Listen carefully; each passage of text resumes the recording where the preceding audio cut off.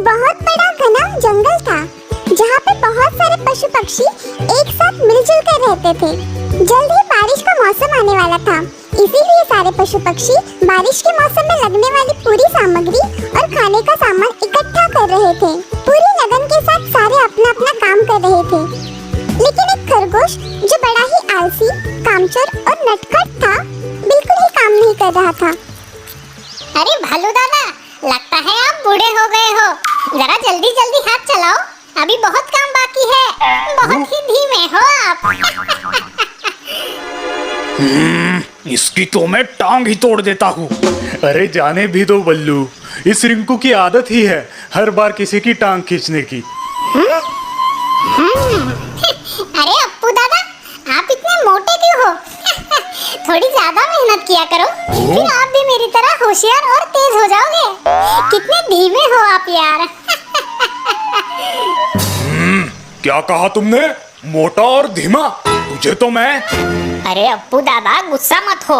ये तो बदमाश है, खुद काम करेगा नहीं और दूसरों को भी नहीं करने देगा। अरे बंदर भाई, आपका नाम बंदर किसने रखा? आपका नाम तो गधा होना चाहिए, क्योंकि आपकी अकल भी किसी गधे की तरह ही धीमी है। तुझे तो मैं पटक पटक के मारूंगा। ऐसा क्या? तो जरा मुझे पकड़ के तो दिखा, मैं तो तुझसे भी तेज हूँ। रिंकू दोस्त, इस तरह अपने बड़े बुजुर्गों का अपमान नहीं किया करते। तुम तेज जरूर हो, मगर इतना घमंड अच्छा नहीं। याद है ना, पिछली बार इसी कछुए ने तुम्हें हराया था। बिल्कुल नहीं, वो तो सरासर धोखा था। मैं थोड़ी देर के लिए सो गया था, मुझे वो फैसला बिल्कुल ही मंजूर नहीं है। तुम सो रहे थे तो इसमें तुम्हारी गलती है। वो दौड़ तो कछुआ ही जीता था। नहीं, बिल्कुल नहीं, दौड़ दोबारा होनी चाहिए और इस बार दौड़ का रास्ता मैं तय करूंगा। ठीक है दोस्त, हम फिर से दौड़ लगाएंगे। मैं तुम्हारा दोस्त नहीं हूँ। कल सुबह फिर से दौड़ होगी। और इस तरह से दूसरे दिन फिर से दौड़ शुरू हुई। इस बार खरगोश ने बड़ी ही चतुराई से पहाड़ियों वाला रास्ता चुन लिया था। वो तो आराम से ऊंची छलांगे मारता हुआ उन पहाड़ियों से निकल गया, मगर कछुए को चढ़ने में बड़ी ही दिक्कत आ रही थी। वो बार-बार चढ़ता, फिसलता और गिर पड़ता, लेकिन फिर भी उसने हार नहीं मानी। वो बड़े निश्चय के साथ चलता गया और चलता ही गया। इस तरह बड़ी ही मुश्किलों का सामना करते हुए कछुआ अंतिम मुकाम तक पहुंच ही गया, मगर इस बार वो ये दौड़ बुरी तरह से हार गया था। खरगोश अपनी जीत पर बड़ी खुशी से उछल रहा था। ये! मैं जीत गया! ये! बिल्कुल नहीं, मुकाबला बराबरी का हुआ। एक दौड़ तुम जीते और एक दौड़ कछुआ। सही कहा। बिल्कुल ठीक कहा अप्पू दादा ने। इसका मतलब है कि एक और दौड़ होनी चाहिए और इस बार जो जीतेगा वही अंतिम विजेता कहलाएगा। हाँ, ऐसा ही होना चाहिए और इस बार दौड़ का रास्ता हम ही तय करेंगे। खरगोश को ये बात माननी ही पड़ी। दूसरे दिन फिर दौड़ की शुरुआत हुई। अब तो जंगल के सभी प्राणियों को बड़ी उत्सुकता थी कि आखिरकार ये दौड़ कौन जीतेगा। बंदर ने बंदूक चलाई और दौड़ शुरू हुई। इस बार खरगोश ने कोई गलती नहीं की और वो तेजी से दौड़ता हुआ आगे चला गया, मगर थोड़ी दूर जाते ही एक बड़ी सी नदी ने उसका रास्ता रोक लिया। अरे, अब इस नदी को कैसे पार करूं? खरगोश ये सोच ही रहा था कि तभी कछुआ वहाँ आ पहुँचा। क्या हुआ दोस्त, तुम रुक क्यों गए? मुझे तैरना नहीं आता, मैं इस नदी को पार कैसे करूं? बस इतनी सी बात। घबराओ मत दोस्त, तुम मेरी पीठ पर बैठ जाओ, मैं तुम्हें नदी के पार ले जाऊंगा। और इस तरह से नेकदिल कछुए ने खरगोश को अपनी पीठ पर बिठाया और अपनी ही धुन में गाना गाते हुए वो नदी पार करने लगा। एकला चलो एकला चलो एकला चलो एकला चलो रे, যদি তোরে দক্ষিণে কেউ না আসে তবে একলা চলো রে, যদি তোরে দক্ষিণে কেউ না আসে তবে একলা চলো রে। मैं कितना बुरा हूँ। पिछली दौड़ में मैंने जानबूझकर पहाड़ियों वाला रास्ता चुना था ताकि ये कछुआ हार जाए, और आज जबकि इस नदी की वजह से मैं हार सकता था, ये कछुआ रेस दौड़ने में मेरी मदद कर रहा है, ये जानते हुए कि ऐसा करने से वो हार सकता है। खरगोश को अपनी गलती का एहसास हुआ। नदी पार करते ही वो कछुए से बोला, तुम बड़े ही नेक दिल हो। क्या तुम मेरे दोस्त बनना चाहोगे? मैं तो पहले से ही तुम्हारा दोस्त था, बस तुम ही इनकार कर रहे थे। दोनों ही हंसने लगते हैं और एक दूसरे से गले मिलते हैं। क्यों ना ये दौड़ हम दोनों साथ ही में जीते? हाँ, पर ये कैसे हो सकता है? तुम तो मुझसे तेज हो। क्यों नहीं हो सकता? मैं तुम्हें अपनी पीठ पर उठा लेता हूँ और इस तरह से हम ये दौड़ एक ही साथ जीत सकते हैं। क्या सचमुच? हाँ दोस्त, सचमुच। और इस तरह से खरगोश और कछुए की दोस्ती हो गई। वो दौड़ उन दोनों ने एक साथ ही पूरी की। सभी पशु पक्षियों में इस अनोखी दौड़ की बड़ी चर्चा हुई। उस दिन से खरगोश ने दूसरों को ताने मारना छोड़ दिया और वो सभी प्राणियों के साथ मिलजुल के रहने लगा।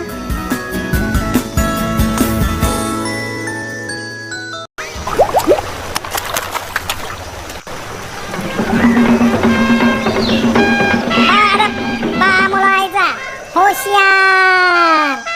पूरे जंगल के चुनाव में जिन्हें वोट मिले हैं आधे, वही पधार रहे हैं जंगल के राजा गधे।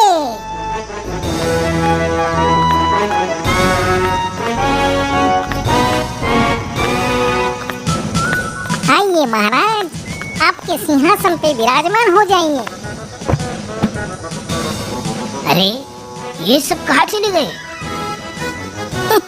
सब यही है महाराज, बस आप उल्टे बैठे हो। तुम मुझे मत सिखाओ। वाह, क्या बढ़िया सपना था। गधा मैं हूँ गधा, बड़ा होशियार गधा, जंगल का मैं राजा बनूं ख्वाब मेरा ये सदा। गधा मैं हूँ गधा, बड़ा होशियार गधा, जंगल का मैं राजा बनूं ख्वाब मेरा है सदा।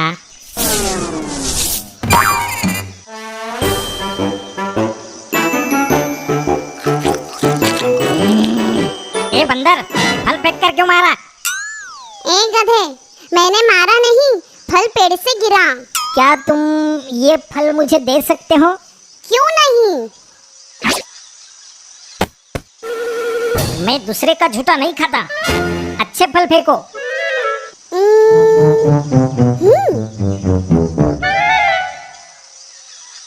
हाँ, मैं फल फेंकता हूँ, मगर तुम्हें वो हवा में ही पकड़ने होंगे, नहीं तो वो गिरकर फूट जाएंगे। क्या तुम हवा में फल पकड़ सकते हो? क्यों नहीं? देखा मेरा कमाल? बहुत बढ़िया, अब ये पकड़ के दिखा।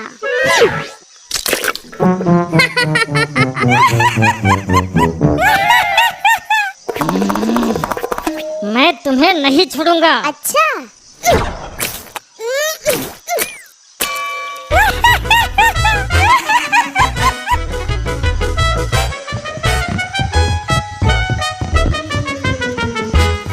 क्या हालत कर दी है मेरी। हाँ? अब तुम गए काम से, तुम्हें तो मैं बाद में देखता हूँ। तू गधा तो गधा ही रहेगा। ए, चलो स्विमिंग करते हैं।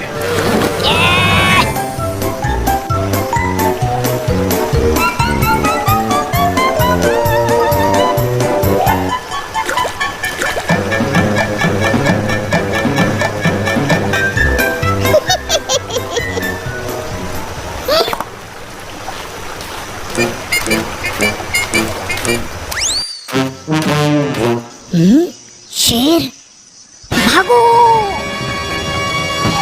अरे, दूसरा शेर! एक साथ तीन शेर! तीन नहीं, एक ही है। तू गोल गोल घूम रहा है गधे, और भाग क्यों रहा है? वो शेर नहीं, सिर्फ उसकी खाल है। शेर की खाल?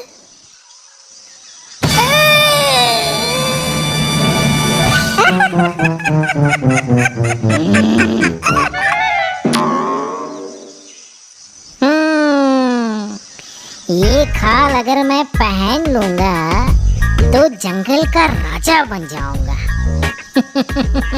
फिर सब जानवर मुझसे डरने लगेंगे।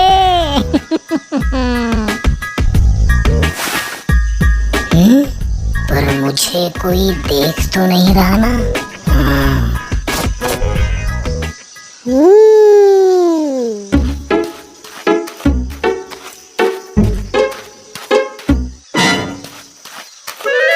ओ, अब क्या करें?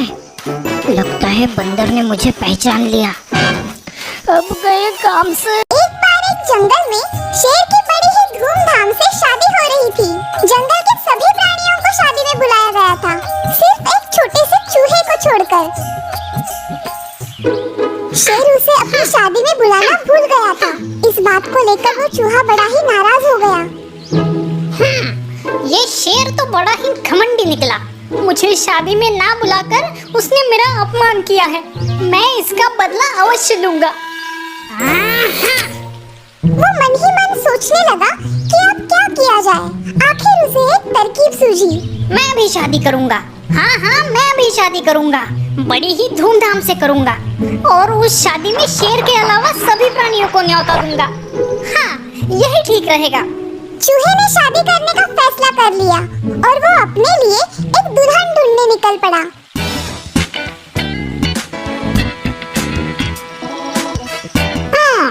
शादी तो कर लूं, मगर किसके साथ? मैं किसी ऐरे गैरे से शादी नहीं करने वाला। मेरी दुल्हन तो उस घमंडी शेर की दुल्हन से भी सुंदर और शक्तिशाली होनी चाहिए। दुल्हन की खोज को लेकर चूहा चिंतित हो गया। वो सोच रहा था कि भला इतनी सुंदर और शक्तिशाली दुल्हन उसे कहाँ मिलेगी। ये सोचते सोचते वो चल ही रहा था कि उसकी नजर आसमान की तरफ गई। उसने देखा कि ऊपर आसमान में सूरज भगवान बड़े ही आराम से जूस पीते हुए लेटे हैं। तभी उसके दिमाग की बत्ती जली। सूरज भगवान तो सबसे शक्तिशाली है, क्यों ना मैं उनकी बेटी से ही शादी कर लूं? हाँ, यही ठीक रहेगा। उनकी बेटी सुंदर भी होगी और शक्तिशाली भी। चूहा एक पेड़ के नीचे ध्यान लगाते हुए बैठ गया और सूरज भगवान की आराधना करने लगा। ओम सूर्याय नमः, ओम सूर्याय नमः, ओम सूर्याय नमः। सूरज भगवान को आश्चर्य हुआ कि भला एक नन्हा सा चूहा उनकी आराधना क्यों कर रहा है। वे चूहे के सामने प्रकट हुए। बोलो नन्हे से चूहे, तुम मेरी आराधना क्यों कर रहे हो? भगवान, मैं शादी करना चाहता हूँ। अरे वाह, ये तो बड़ी अच्छी बात है, लेकिन इसमें तुम्हें मेरी मदद क्यों चाहिए? क्योंकि मैंने ये प्रण किया है भगवान कि मैं दुनिया की सबसे शक्तिशाली व्यक्ति की लड़की से ही शादी करूंगा और आप इस दुनिया की सबसे शक्तिशाली व्यक्ति हो, इसलिए मैं आप ही की बेटी से शादी करना चाहता हूँ। सूरज भगवान सोच में पड़ गए। भला एक चूहे से वे अपनी बेटी की शादी कैसे करवा सकते हैं? ये चूहा तो पागल हुआ लगता है। भला मेरी बेटी और इससे शादी करेगी? किसी भी तरह से इससे छुटकारा पाना ही होगा, मगर कैसे? तभी उन्हें एक तरकीब सूझी। वे बोले, ये तो बड़ी ही अच्छी बात है कि तुम मेरी बेटी से शादी करना चाहते हो। तीनों लोकों में ढूंढने पर भी तुम्हारे जैसा दूल्हा मेरी बेटी को नहीं मिलेगा। सूरज की ये बात सुनकर चूहा मन ही मन बड़ा खुश हुआ। उसके मन में शादी की शहनाइयां बजने लगी।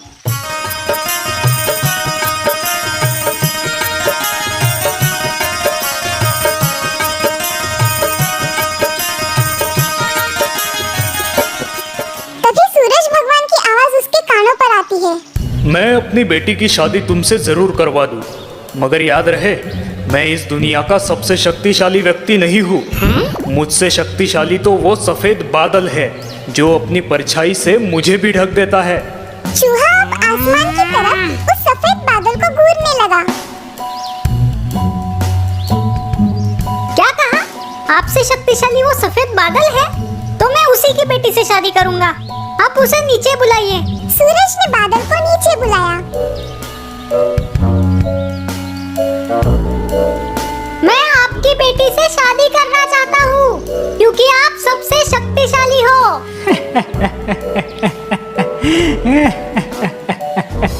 चूहे को गुस्सा आया। वो बोला, इसमें हंसने की क्या बात है? क्या ये रिश्ता आपको पसंद नहीं? अरे नहीं नहीं, ऐसी बात नहीं है। आप जैसा दूल्हा तो नसीब वालों को ही मिलता है। मैं तो बस इतना ही कहना चाहता था कि मैं इस दुनिया का सबसे शक्तिशाली व्यक्ति नहीं हूँ। मुझसे शक्तिशाली तो ये हवा का झोंका है जो अपनी एक फूंक से मुझे कोसों मैल भगा सकता है। अच्छा ये बात है, तो फिर मैं हवा की बेटी से शादी करना चाहता हूँ। आप कृपया उसे यहाँ बुलाइए। फिर हवा को वहाँ पे बुलाया गया। हवा के सामने भी चूहे ने अपनी शादी का प्रस्ताव रखा। हवा ने मुस्कुराते हुए जवाब दिया, ये तो मेरा अहोभाग्य होगा, लेकिन महाशय मैं इस दुनिया का सबसे शक्तिशाली व्यक्ति नहीं हूँ। मुझसे शक्तिशाली तो पर्वत है जो मेरा रास्ता रोक सकता है। आप उसी की बेटी से शादी कर लीजिए। चूहे को ये बात पसंद आई। उसके कहने पर पर्वत को भी वहाँ बुलाया गया। मैं आपकी बेटी से शादी करना चाहता हूँ, क्या आपको कोई ऐतराज है? अरे नहीं नहीं, भला मुझे क्यों ऐतराज होगा, पर आपको बता दूं मैं सबसे शक्तिशाली नहीं हूँ। क्या बात कर रहे हैं? तो फिर आपसे भी शक्तिशाली और कोई है? हाँ है, मेरे पर्वत के शिखर पर एक मोटा सा काला चूहा रहता है। वो इतना शक्तिशाली है कि मुझे भी अपने दांतों से कुरेद सकता है। उसने मुझे कुरेद कर मेरे पेट में एक बड़ा सा सुरंग बना दिया है और अपने परिवार के साथ वो वहाँ रहता है। आपको उसी के बेटी के साथ शादी कर लेनी चाहिए क्योंकि वो मुझसे भी शक्तिशाली है।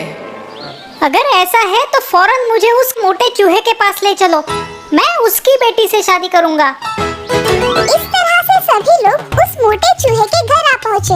मोटे चूहे ने सबका स्वागत किया। मोटे चूहे की बेटी जब उस नन्हे चूहे के सामने आई तो उसे देख नन्हा चूहा एकदम से लट्टू हो गया। वो उसे बहुत ही पसंद आई। उसकी आंखों में जैसे गुलाब के फूल खिल उठे। सबने उसके विवाह का प्रस्ताव उस मोटे चूहे के सामने रखा। उसने फौरन हाँ कर दी और फिर बड़े ही धूमधाम से उस नन्हे चूहे की शादी उस मोटे चूहे के